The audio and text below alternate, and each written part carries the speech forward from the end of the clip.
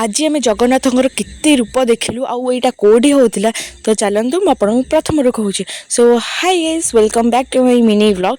तो आज आम रेडी होगी संध्या बेले चलू पुओ आ मु आ दीदी आम चलू को मत देख पारे चश्मा लगे मुझे देखा पूरा कार्टून भाया। तो छाड़ू आम चलू ए कसरदा गाँव को, जेहेतु यहाँ कसरदार होता आपण मैंने जो लोकाल अच्छे तो जानते कसरदा कौटी। तापर आम समस्ते ये आसी पहुँची गलु आ भितर बहुत बढ़िया डेकोरेशन होता है। यहाँ बाहर पट आपको देखा बहुत भल होता। और यहाँ हूँ तार मेन गेट ये आम एंट्री कलु और एंट्री करूँ ही आम 3टा रथ देखिलु केते सुंदर देखा रथ।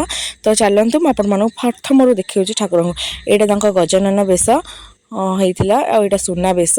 तापर यहाँ हूँ बनभोजी बेश यहाँ नुआ आम देखिलु।